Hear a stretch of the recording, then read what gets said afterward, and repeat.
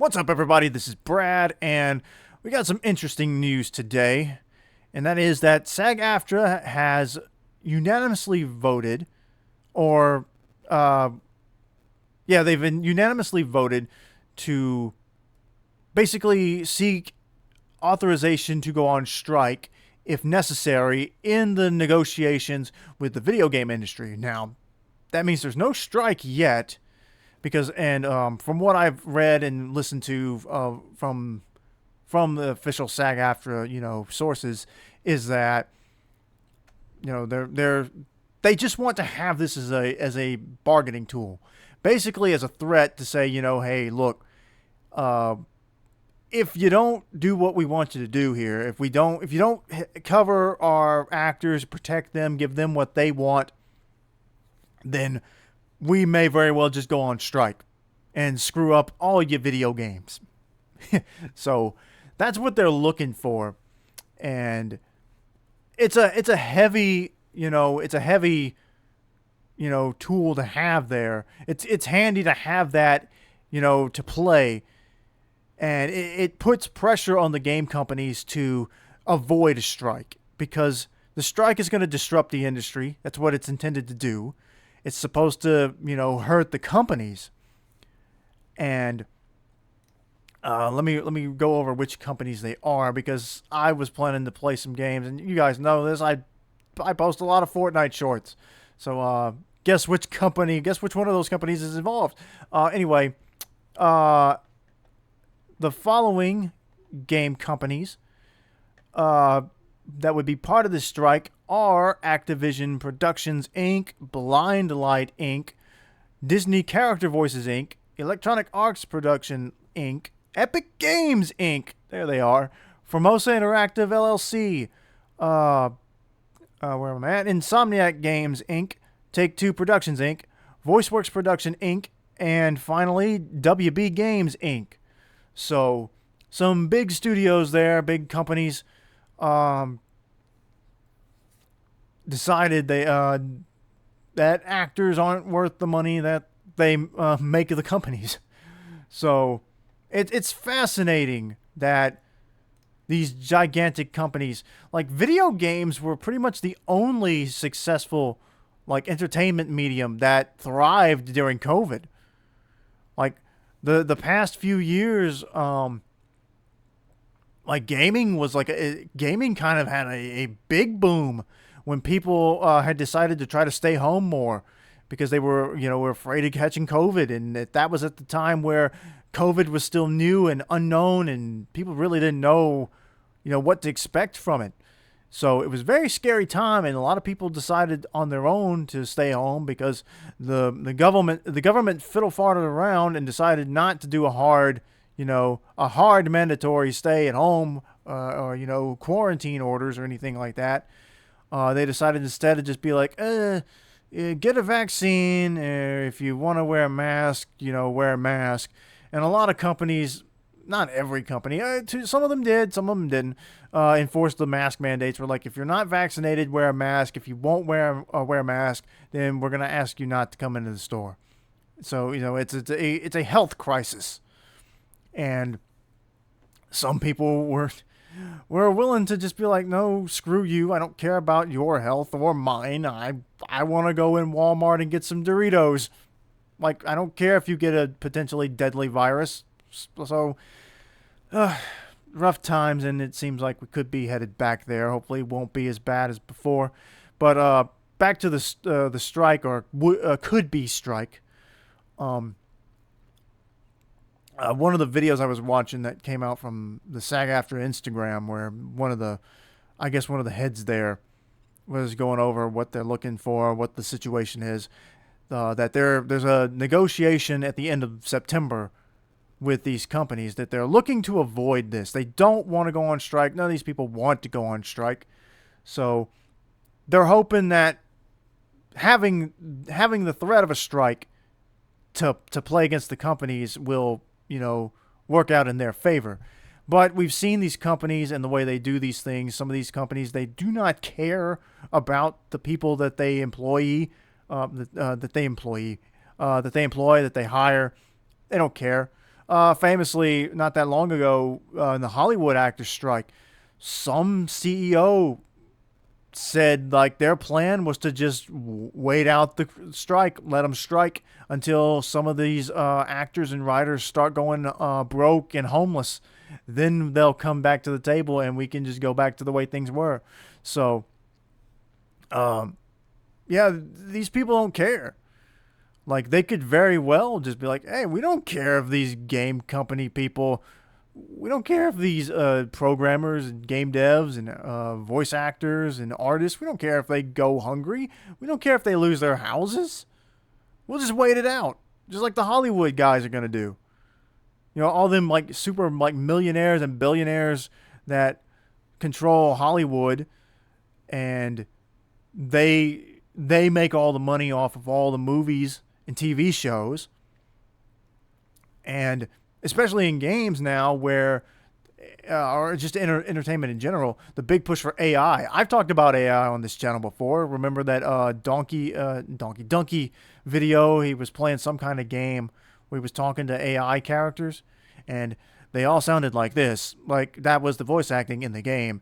Like you don't want that. You don't want your voice performances to sound like drunk robots just trying to like you don't want your voiceover work to sound like drunken robots trying to feel emotion, you know? Like that's one of the reasons why it's so stupid. But also these companies are pushing really hard to advance AI as quickly as possible so they can just get rid of actors. They want to get rid of actors. They want to get rid of writers. They want to get rid of anyone that they feel is absolutely expendable.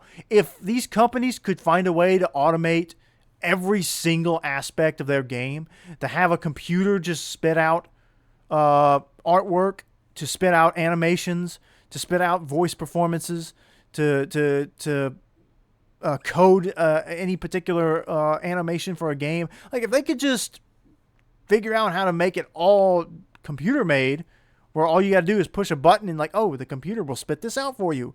They would. They don't care whether you have a job or not. They don't care whether the game they release is good or not, so long as it makes some money. Oh, here's the new whatever what game? Here's the I saw a lot of people talking about Spider-Man 2. Here's the new Spider-Man game. The voice acting sounds like garbage, but people paid billions of dollars for it, so we'll put it on the shelf. Or people will pay billions of dollars for it, or people will throw their hard-earned paycheck to play the Spider-Man game. Like, it just sucks so much that these companies are just so brazenly like, we're greedy, we want money, we don't want to pay anybody to work for us, and we'll cut corners in whatever way we can. And it's sad. So, like, the reason I brought this up is, like I said, I put Fortnite stuff on the channel all the time, and it helps get me some more views, and it helps get me, a few more subscribers and stuff like that. Like, I don't consider myself like an influencer with 2,000 YouTube subscribers. So, I don't know how this would affect me if they do go on strike, but I think it's worth talking about. If you value video games and you don't want these corporations to just have complete say of how they're made and what stuff, just having computers fart out just the dumbest, most unrealistic voice performance you could imagine. Like, it's so weird. Like, and this is what happens when people who don't like art, they don't care about, like, they're not entertained by the stuff they make. They just want to be rich. They just want to make money. They just want to sell a product. Like, they don't care. Like, yeah, if like some of these CEOs and these major companies, like if they make, let's just imaginary number here, They make $400 million a year off of video games. If they could go make $500 million a year writing children's books, they would do that in a heartbeat. They don't care. They're just looking for whatever will make them the most money with the least amount of work. And like I said, it goes back to that guy who said, "Yeah, we'll just wait for all these striking writers and actors to start losing their houses. We can wait. It won't be long." And they even acknowledge, like, a lot of these writers don't have the money to live. They don't have enough. They don't make enough to save up for an extended period of time. 2 or 3 months into the strike, and they'll be broke. They'll be homeless. So the companies are just like, yeah, we'll just wait for that. We'll wait for them to lose everything they've got, and then they'll come back to us. They'll come crawling back to us. You know, and it sucks. But anyway, in the event that SAG-AFTRA does go on, that the video game actors do go on strike, I've decided I won't be doing any more like Fortnite, or like I have got some Disney stuff coming. I had some. We'll put that on hold until the strike is over with, if they do go through with that, assuming that they are calling for like a complete boycott. It depends on the rules. So if they ask people don't stream or play, video games, or don't promote any video games from stuff. Like, I don't have any professional deals with anybody, so I know that part wouldn't affect me at all. But it would be does uploading a video of me playing Fortnite just because I like playing Fortnite count as as crossing the picket line? It sounded to me like simply playing a game would not count as a violation of strike rules. But I didn't hear anything. I didn't listen to the whole thing that was released from SAG-AFTRA. But as far as I'm aware at the moment, they're not really talking about any avoidance of anything. So for right now, there's nothing to worry about as far as my Fortnite stuff. But if they do go on strike, I'll hold back on that stuff, and we'll try to play some other games. Shockingly, Nintendo was not on this. I really would have thought Nintendo would be in some hot water, but that's something there. You could look for an alternative. There's plenty of indie games to play. Maybe some old, long, out-of-print games from companies that don't exist anymore. So it just depends. We'll see what happens. Hopefully they can avoid the strike. Like I said, that would be the best option. That this doesn't have to happen. But, I thought this was worth pointing out. Every little bit helps, to draw attention to an effort to the voice actors are specifically asking for, and it's not just voice actors either, but they want safety professionals there for mocap performances. Some of these voice actors also do their own stunts, but some of that stuff is done without any professional safety person there to make sure nobody gets hurt. That's freaking crazy to think that you've got these major companies there, and you've got actors working for you, and you don't have a safety guide there to make sure nobody breaks a limb or breaks their neck. That's insane to think about that. And then also, like I said, go back to the AI stuff, the protection from voice actors, having these companies just recycle old audio of theirs and not pay them. So now you've got a free voice performance for an actor who did not agree to do who is not a part of your game, that you're not paying, but you're using their audio anyway. So it's there needs to be a change. Voice actors shouldn't have to worry that robots are going to replace them. or artists or writers. Like one of the things that makes human beings so special in this world and different from animals is that we create. We have a creative side. We seek. We entertain ourselves through artwork, and so this is the AI push, and all this stuff is to take the human nature out of the art, so that you no longer have art. You just have a product. You just have something to sell. The companies don't care whether or not, somebody goes hungry. They don't care whether if you've got a family to support or not. They just don't care. And to me, these kinds of things, it reminds me of pro wrestler Dusty Rhodes' famous Hard Times promo, where he talked about, a guy works a job for 30 years and then suddenly they give him a watch, kick him in the butt, and tell him, a computer just took your place, daddy. He said, that's hard times.